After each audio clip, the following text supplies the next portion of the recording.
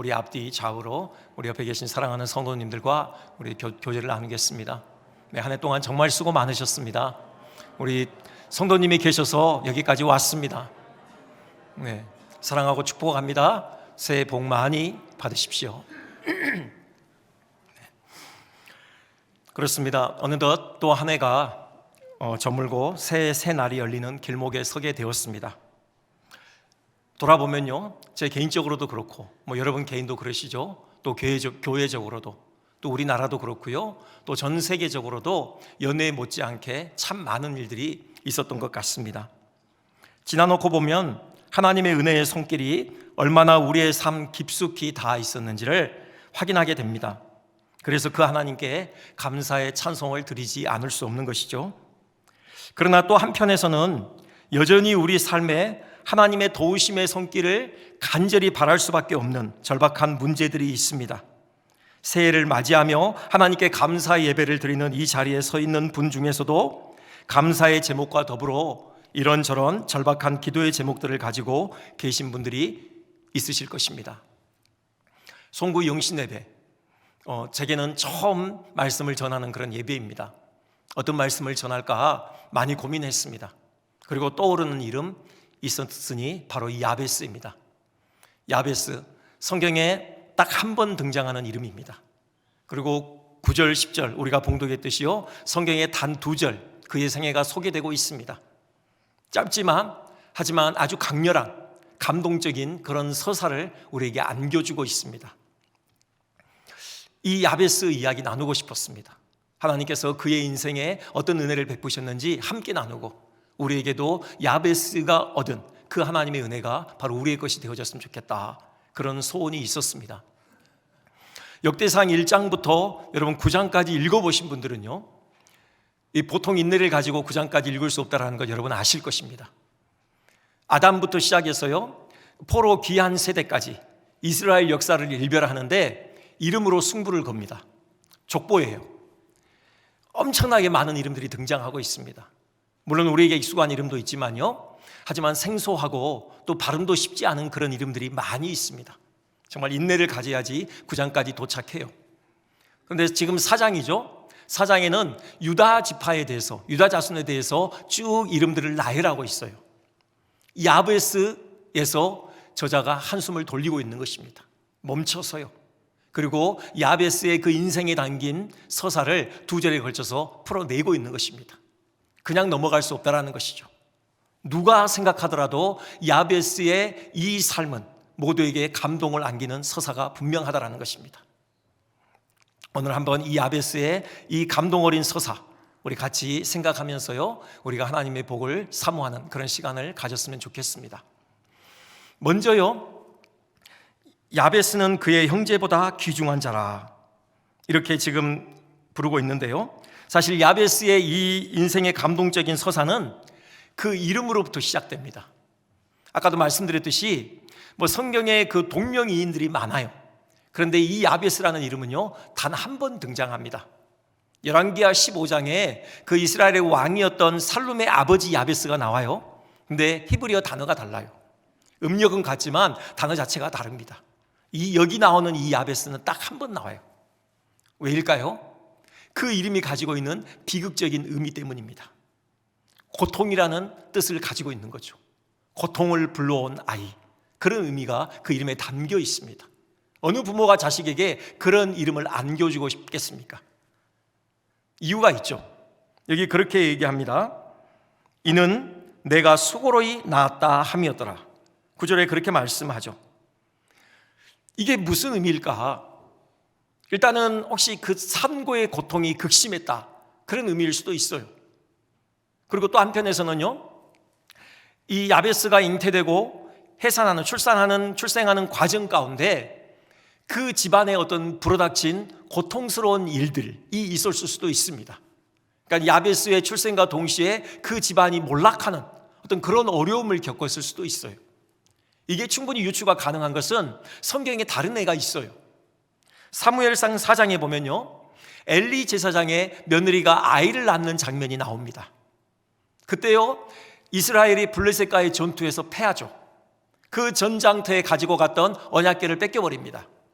그리고 그 엘리의 아들들 홈리와 비느하스 그 전쟁에서 함께 전사합니다. 이 소식을 엘리 제사장이 들었을 때 앉은 채로 뒤로 넘어져서 목이 부러져 죽어요. 이 모든 비보를 바로 그 비느하스 아내가 아이를 낳던 중에 듣게 됩니다. 그도 아이를 낳으면서 죽어가요. 아들이 태어났습니다. 그 아들을 이름하여 이가봇이다 그렇게 불러요. 영광이 어디 있느냐 그런 의미예요. 영광이 사라졌다라는 것입니다. 언약궤를 뺏겼고 자기 남편 죽고 엘리 제사장 죽고 이스라엘이 블레셋에게 전쟁에 패한 바로 그날은 하나님의 영광이 이스라엘에서 사라진 날이다. 영광이 어디 있느냐? 이가봇, 자기 아들에게 그 이름을 지어줘요. 이걸 볼 때 야베스도 충분히 그런 맥락에서 이해가 가능합니다. 그를 해산하는 과정 가운데 그 집안에 큰 광풍이 불어닥쳤던 것이죠. 엘리 제사장의 집안이 몰락했던 것처럼 그의 집안이 몰락했을 수도 있습니다. 내가 수고로 이 아이를 낳았다. 그래서 너는 고통을 불러오는 아이다. 그렇게 이름을 지어준 거예요. 야베스다. 아무도 그 아이의 낳음을 축하해 주지 않았습니다. 거들떠보지도 않았고요. 오히려 불행과 함께 그의 인생이 시작된 것이죠. 근데 더 중요한 문제는 뭐냐? 그 이름에 의해서 그의 인생 전체에 고통이라는 어두운 그림자가 바로 드리워진 것입니다. 여러분 상식적으로도 그렇잖아요. 미스터 페인, 고통이라는 이름이잖아요. 그 아이를 부를 때마다 고통아, 고통아 이렇게 부르는 겁니다. 여러분 축복은커녕 매일 저주를 쏟아붓는 것입니다. 그런 소리를 들으면서 어떻게 그 인생이 잘 될 수가 있겠습니까? 점점 쪼그라드는 그런 인생이지 않겠습니까? 특별히 히브리 사상에 있어서 여러분 이름이 얼마나 중요한지는 잘 알고 계시지 않습니까? 히브리 사상에서요 그 이름은 그 인생 전체를 대변합니다. 그 인생을 결정한 운명을 결정하는 그런 힘이 있어요. 또 그런 증거가 있죠. 여러분 룻기에 보면요 엘리멜렉과 그 나오미의 가정이 나옵니다.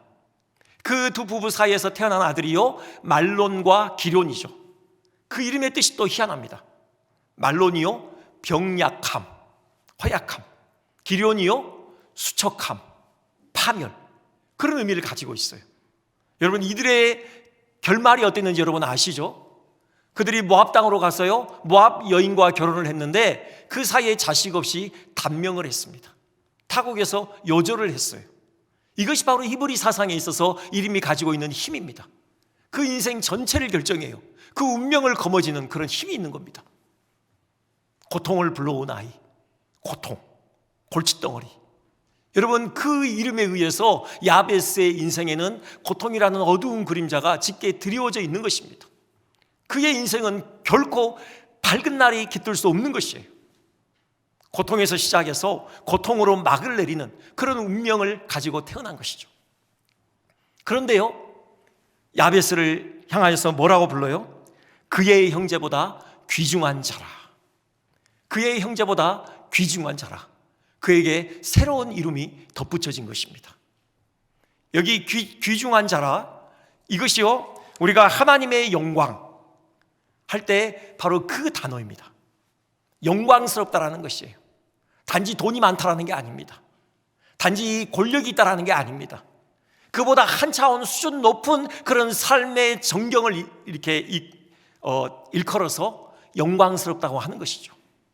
야베스의 생은요 하나님 앞에서 그리고 사람들 앞에서 영광스러운 생이었던 것입니다. 그의 형제보다 귀중한 자라 이런 새로운 이름을 얻게 되어졌어요.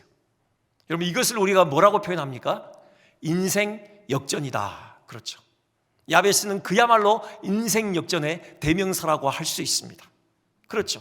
고통에서 시작해서 고통으로 끝날 그런 운명을 가지고 태어난 아이예요. 근데 그의 인생이 바뀌어서요 하나님 앞에서 그리고 누가 보더라도 사람들 앞에서 영광스러운 생을 살았던 것입니다. 인생 역전. 우리에게도 이런 은혜가 있었으면 좋겠습니다. 물론 이미 우리는 인생 역전을 경험한 사람들이에요. 우리는 다 태어날 때요 우리는 우리의 어깨에 저주가 짊어져 있었습니다. 우리는 하나님께 범죄한 자들이고요 우리는 아담의 후손으로서 우리는 다 죄인이었죠. 그 죄로 말미암아서 하나님의 진노의 잔을 마실 수밖에 없는 그런 운명이었습니다. 하나님께서 우리를 만나 주셨고요, 우리 인생에 들여오져 있던 그 죄의 저주를 걷어가셨습니다. 그리고 우리에게 새 이름을 부여하셨는데 바로 그리스도인이라는 고귀한 이름을 우리에게 붙여주셨습니다. 우리에게 그리스도의 옷으로 덧입혀 주셨죠. 우리는 이미 이런 인생 역전을 경험한 사람들입니다. 그와 더불어서 혹시 올해를 마감하고 이제 새해를 여는 이 와중에 아직도 우리의 삶을 무겁게 짓누르는 그런 삶의 짐들이 있습니까? 여러분, 그것으로부터 자유케 되는 그런 인생 역전의 은혜가 우리에게 있었으면 좋겠습니다. 하나님 앞에서는 물론이고 또 사람들 앞에서도 정말 영광스러운 삶을 우리 모두가 살아가는 이런 복이 우리에게 부어지기를 간절히 소망합니다. 그렇다면 야베스는 어떻게 이런 인생 역전을 이룰 수 있었을까요? 그 비결이 무엇일까요? 그게 바로 10절 전반부에 나오죠. 야베스가 이스라엘 하나님께 아뢰어 이르되, 기도한 것입니다. 바로 기도가 야베스의 인생 역전의 중요한 키였던 것입니다. 하나님께서 그 기도를 들으셨더라고 10절 마지막 부분에 되어 있습니다. 하나님이 그가 구하는 것을 허락하셨더라. 야베스가 기도했고 하나님께서 그 기도를 들으시고 그가 구하는 복을 주셨기에 그의 인생 역전이 가능했다는 얘기입니다. 그의 형제보다 존귀한 자라는 그런 새 이름을 그가 얻게 되어졌다는 것이죠. 여기 아뢰다 이렇게 번역을 했는데요, 이건 그 원어의 본 뜻을 잘 살리지 못한 밋밋한 번역입니다. 거기에 사용된 그 히브리 단어의 본 뜻은요, 부르짖다, 호소하다, 크게 소리 지르다, 이런 의미를 가지고 있습니다. 그러니까 야베스가요, 하나님께 밋밋하게 기도한 게 아닙니다. 부르짖었던 것입니다. 절박한 심정으로 하나님께 메어 달렸던 것이에요. 하나님의 옷깃을 붙잡고 메어 달렸던 것입니다. 야베스는 비참하게 자기 인생을 끝내고 싶지 않았던 것입니다. 자기 이름의 권세에 사로잡혀 나는 불행을 불러오는 사람이다, 내 인생은 시작부터서 어긋난 인생이다 하면서 체념하며 살고 싶지 않았던 것입니다. 어떻게든 그 인생에 드리워진 고통의 그림자를 거두어 내기를 열망했습니다. 그는 생각했습니다. 나를 이 고통의 굴레로부터 벗어나게 하늘 분은 오직 하나님 한 분뿐이시다. 유일한 비결은 하나님 그분의 복을 얻는 것이다. 이런 확신과 함께 그는 절박한 심정으로 하나님께 메어 달렸던 것입니다. 하나님, 내게 복을 주십시오. 여기요, 야베스가 하나님을 부르는데 이스라엘의 하나님께 아뢰어, 그렇죠? 이스라엘의 하나님, 참 의미심장합니다. 여기 이스라엘은 일단은요, 하나님께서 그 이스라엘이라는 이름을 주신 그 야곱을 의미하는 것일 것입니다. 여러분, 야곱이 이스라엘이라는 그 새 이름을 받는 그 사건 현장, 여러분 기억하시죠? 야복 강가죠. 야곱이 밧단 아람에서의 20년 그 나그네 세월을 마치고 이제 드디어 집으로 돌아가는 길이었습니다. 오랜만에 집에 돌아가지만 그의 발걸음은 결코 가볍지 않았습니다. 왜입니까? 에서가 기다리고 있잖아요. 20년 전에 복수의 칼날을 갈고 지금도 칼날을 여전히 갈고 있는 그 에서가 기다리고 있는 것입니다. 아니나 다를까 야곱이 돌아온다는 소식을 듣고 에서가 400명의 군대를 이끌고 야곱을 찾아오고 있는 그 소식을 들었습니다. 두려웠죠. 여러분, 진퇴양난이었습니다. 밧단 아람으로 다시 돌아갈 수 없어요. 이미 그 삼촌 라반과 그 아들들의 눈에 가시처럼 여겨져서 거기를 도망쳐 나왔거든요. 그런다고 해서 형 에서의 칼날과 맞서 싸울 힘은 그에게 없습니다. 그대로 죽는 거예요. 이때 야곱이 했던 게 뭡니까? 하나님께 기도하는 것밖에 없었던 것이죠.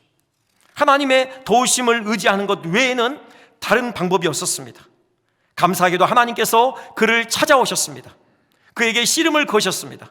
야곱은 그 하나님을 꼭 붙잡았습니다. 그 하나님께 간절하게 매달렸습니다. 그 옷자락을 붙잡고 복을 주시기까지 간절하게 메어 달린 것입니다. 창세기 32장 26절에 그 전경을 이렇게 표현하고 있습니다. 당신이 내게 축복하지 아니하면 가게 하지 아니하겠나이다. 절박하게 하나님의 옷깃을 붙들고 매달렸던 것이죠. 야베스는 이 야곱의 기도를 생각했을 수 있습니다. 야복강에서 그가 하나님의 옷깃을 붙들고 복을 주시지 않으면 갈 수 없습니다라고 매달렸던 그 야곱의 절박한 심정의 기도, 이것이 바로 야베스의 기도였던 것이죠. 그도 하나님의 옷깃을 붙들고 하나님이 제게 복을 주시지 아니하시면 제가 하나님을 도와드릴 수 없습니다 라는 그런 절박한 심정을 가지고 부르짖었던 것입니다. 하나님께서 야곱의 기도를 들으셔요. 여러분, 야곱이라는 이름의 뜻이 뭡니까? 발꿈치를 잡은 자, 곧 속이는 자, 사기꾼이라는 의미예요. 야베스하고 똑같습니다. 야곱도 그 이름에 의해서 비극적인 생을 살 수밖에 없는 그런 운명의 사람이었습니다. 하나님께서 그 야곱의 기도를 들으시고 그에게 영광스러운 이름, 이스라엘이라는 이름을 주신 것입니다. 이스라엘, 하나님과 겨루어 이기었다. 하나님께서 다스리신다. 지금까지는 얄박한 속임수로 자기 생을 연명해야 되는 그런 운명의 사람이었습니다. 하지만 이제는 하나님의 그 능력의 손에 붙들려 하나님의 인도하심을 조차 당당하게 세상과 맞서 싸우는 그런 복된 인생으로 거듭나는 순간이에요. 야베스가 야곱을 생각하지 않을 수 없는 거죠. 하나님, 야곱처럼 제게도 새 이름을 주십시오. 이 야베스라는 이름에 의해서 제 인생이 비참하게 끝나는 것 원치 않습니다. 제게도 이스라엘이라는 이름처럼 새 이름을 주십시오. 그렇게 간구했던 것이죠. 그리고 하나님께서 그의 기도에도 응답하셨던 것입니다. 그의 형제들보다 존귀한 자라, 그런 보배롭고 영광스러운 이름을 그에게 안겨주셨던 것입니다. 야베스의 기도요, 여러분, 이스라엘의 영도자 모세의 기도가 아닙니다. 위대한 하나님의 선지자이며 사사였던 사무엘의 기도도 아니에요. 하나님의 마음에 쏙 든다라고 하나님의 칭찬을 받았던 이스라엘의 위대한 왕 다윗의 기도도 아닙니다. 야베스가 누굽니까? 아무도 겉을 때도 보지 않던 천덕꾸러기 아이였습니다. 불행을 안고 태어난 아이예요. 그 이름의 그 권세에 의해서 내내 불행을 짊어지고 살아갈 그런 운명에 처한 그런 사람이었습니다. 그 야베스의 기도에 하나님께서 귀를 기울이신 것입니다. 그의 기도에 하나님께서 응답하셔서 그에게 복을 주셨던 것입니다. 여러분, 하물며 하나님께서 우리의 기도에 귀를 기울이시지 않으시겠습니까? 우리는 하나님의 자녀입니다. 그분이 친히 십자가에서 살을 찢으시고 피 흘리시는 해산의 고통을 통해서 우리를 낳으셨습니다. 더없이 보배롭고 사랑스럽고 소중한 하나님의 아들, 딸입니다. 하나님이 우리의 간구에 반드시 귀를 기울이십니다. 하나님, 우리에게도 하나님의 복이 필요합니다. 이 간구에 하나님은 귀를 기울이시고 하늘문을 여시고 우리에게 복을 쏟아 부어주실 것입니다. 여러분, 이 하나님의 이 애절한 심정, 그것을 사도 바울을 통해서 우리에게 이렇게 분명하게 말씀하십니다. 로마서 8장 32절이죠. 우리 같이 한번 봉독해 볼까요? 자, 시작. 자기 아들을 아끼지 아니하시고 우리 모든 사람을 위하여 내주신 이가 어찌 그 아들과 함께 모든 것을 우리에게 주시지 아니하겠느냐. 아멘. 여러분, 이 하나님 신뢰하시고 우리 하나님께 간구합시다. 하나님, 우리에게도 영광스러운 삶이 펼쳐지도록 은혜를 부어주시옵소서. 그렇다면 세 번째로, 마지막으로 생각할 것은 야베스가 구한 복의 내용이 구체적으로 무엇인가 하는 것입니다. 크게 두 가지로 정리할 수 있습니다. 나의 지역을 넓히시고, 먼저 나의 지역을 넓히시고, 이건요 1차적으로 경제적인 번영을 위한 기도입니다. 물질의 복을 구하는 것입니다. 당시 이스라엘 사람들에게 있어 땅은 생업과 직결되어졌습니다. 농경사회였잖아요. 그리고 유목민 사회였습니다. 그 땅에서 나는 소산을 먹고 사는 그런 시대였습니다. 땅을 넓혀달라, 그것은 생업을 번성케 해달라는 것입니다. 곧 물질의 복을 부어달라는 그런 기도였던 것입니다. 여러분, 우리도 하나님께 물질의 복을 구할 수 있습니다. 사업장의 번창을 위해 기도할 수 있습니다. 우리가 수고하는 그 수고에 하나님께서 풍성한 열매를 허락해달라고 기도할 수 있는 것입니다. 원래 제가 이 설교 제목을요, 새해 복 많이 받으세요, 그렇게 정하려고 했습니다. 제가 아내에게 나 이번만큼은 새해 복 많이 받으세요, 제목을 정하고 싶다 그랬다가요, 아무래도 그건 아닌 것 같다. 네, 그랬는데 솔직한 제 마음입니다. 지금까지 물질의 복보다는요, 그리스도인으로서 고난을 더 많이 강조했던 것 같습니다. 오늘만큼은 마음껏 하나님께서 우리에게 물질의 복을 부어주실 것을 구하자고 말씀드리고 싶었습니다. 제가 그렇게 설교한다고 해서 저를 기복주의로 오해하실 분은 계시지 않을 것 같습니다. 우리가 기복주의에 대한 지나친 경계 때문에 물질의 복을 구하는 기도를 주저하거나 또 저급한 기도로 취급해서는 안 됩니다. 잘 생각해 보십시오. 우리가 하나님께 물질의 복을 구하는 데 있어서는 두 가지 사상이 전제되어 있습니다.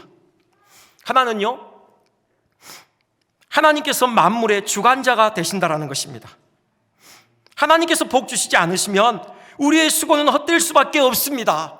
이 사실을 우리가 인정하는 바로 그 사상이 하나님 우리에게 물질의 복을 주십시오라는 그 강구 가운데 전제되어 있다는 것입니다. 우리가 아무리 수고한들 그 수고에 하나님께서 역사하시지 않으시면 우리의 수고는 헛되고 마는 것입니다. 우리는 이것을 인정하는 것입니다. 하나님께서 복을 주셔야만 합니다. 나의 사업장의 주인이 하나님께서 되어주셔야 합니다. 그래서 하나님께서 친히 경영해 주시기를 원합니다 하는 그런 솔직한 고백이 들어있는 것입니다.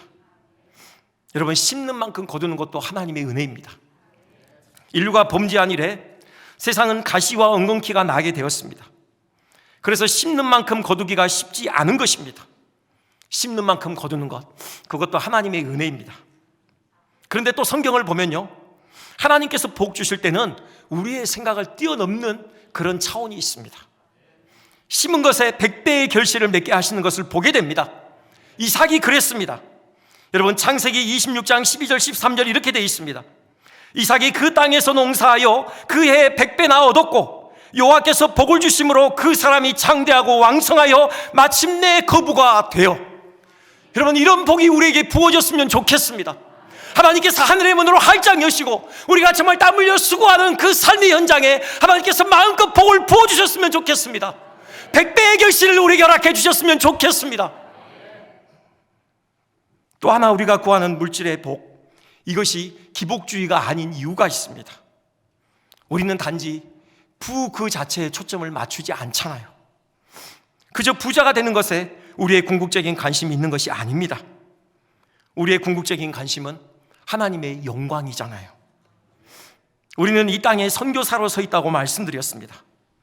죄로 말미암아 어그러진 이 세상에 다시금 하나님의 질서가 세워지고 하나님의 영광이 찬연히 빛나는 그 하나님의 나라 세우는 것, 이것이 이 땅에서 우리가 감당해야 될 거룩한 사명이라고 말씀드렸습니다. 이 사명을 위해서 우리가 물질의 복을 구하는 것입니다. 하나님 우리에게 복을 주셔서 그 복을 많은 사람들에게 흘려보내게 도와주십시오. 많은 사람들의 삶을 회복시키는 일에 우리가 은혜의 돈도 되도록 우리를 사용해 주십시오. 우리에게는 그 열정이 있는 겁니다. 그 순전한 소망을 가지고 우리가 하나님께 복을 구하는 것 아닙니까? 그래서 여기 지역을 넓혀달라는 것은요, 결국 물질적 부를 넘어서서 이 세상에서 하나님께서 우리에게 맡기신 사명을 더 힘껏 감당할 수 있도록 우리의 삶의 지경을 넓혀달라는 그런 기도인 것입니다. 사업장의 번성의 목적도 결국 거기에 있습니다. 여러분, 지난 주일 오후에 성탄 축하 행사 참여하신 분들, 여러분 잔잔한 감동이 있으셨을 것입니다. 여러 면에서 감동이 있었지만요, 특별히 기억나는 것 중에 하나는 우리 1층 로비에 가면 크리스마스 그 추리 만들어놨죠. 거기에 기도 제목들을 작은 그 카드에 담아서 걸었습니다. 그 중에 하나를 지난 주일 오후에 소개했어요. 유년부 학생, 초등학교 2학년이요, 아빠의 사업장의 번성을 위해서 기도해요. 그런데 그 목적이 우리의 마음에 잔잔한 여운을 남겼습니다. 아빠의 사업장에 많은 사람들이 찾아와서 하나님의 말씀이 증거되는 전도의 현장이 되게 해 주십시오. 여러분, 이런 기도였어요. 그것이 우리가 물질의 복을 구하는 궁극적인 목적 아닙니까? 우리의 사업장이 번성해야 될 이유가 뭐예요? 우리의 사업장을 통해서 하나님의 복음의 빛이 더 밝히 비춰지기를 원하는 것이죠.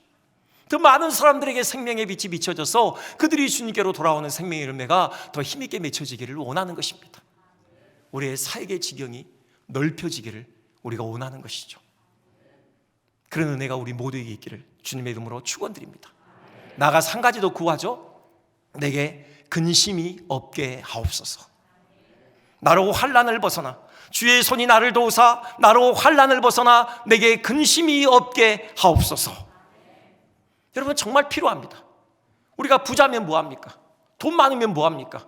가정에 우환이 있으면요, 사랑하는 자식들이 잘못된 길로 가게 되면요, 여러분 매일 아침 저녁으로 근심하면은 여러분 그 인생이 얼마나 고통스럽겠습니까? 그래서 야베스는 기도하는 것입니다. 하나님, 내게 물질의 복만이 아니라 이것을 통해서 더 힘있게 하나님을 섬길 수 있도록 환난을 벗어나 근심이 없게 해 주시옵소서. 여러분, 이런 기도를 우리가 주님께 드렸으면 좋겠습니다.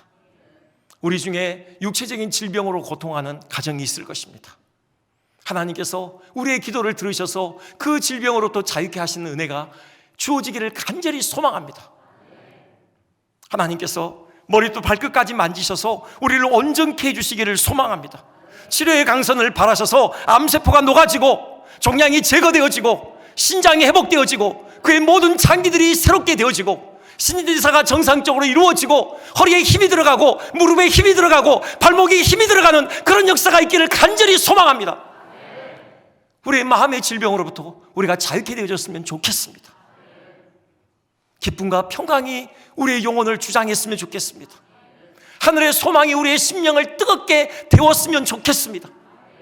매일매일이 하나님 나라를 향한 그 거룩한 열망으로 뜨거운 가슴을 가지고 하나님 앞에 멋지게 그렇게 우리의 삶을 드렸으면 좋겠습니다. 참 사고가 많은 세상입니다. 며칠 전에 그런 뉴스 봤습니다. 고속도로를 운전하다가 화재 사고를 만나서 그냥 그 자리에서 불에 타 죽는, 여러분 이런 일들이 얼마든지 지금도 벌어지고 있는 세상입니다. 나로 환난을 벗어나 근심이 없게 하옵소서. 이런 사건 사고로부터 주님의 손이 우리를 붙드심으로 그런 환난들을 벗어나 근심이 없는 그런 평안한 삶이 내년 한 해에 이어졌으면 좋겠습니다. 더불어서 영적인 환난으로부터 우리가 또 자유했으면 좋겠습니다. 죄로부터 또 우리를 시험하는 모든 시험으로부터 주께서 우리를 지키심으로 우리 영혼이 평안한 그런 한 해 되어졌으면 좋겠습니다. 말씀을 정리하겠습니다. 야베스와 같은 인생 역전의 은혜 우리 모두에게 주어졌으면 좋겠습니다. 우리의 강구에 귀를 기울이시는 그 하나님께 우리도 그 하나님의 옷깃을 부여잡고 내어 달립시다. 주여, 나의 지역을 넓혀 주시옵소서. 나로 환난을 벗어나 근심이 없게 하옵소서. 나의 삶을 통하여 주님의 영광이 더 풍성하게 드러나는 영광스러운 삶이 내년 한 해 펼쳐지게 해 주시옵소서. 아멘.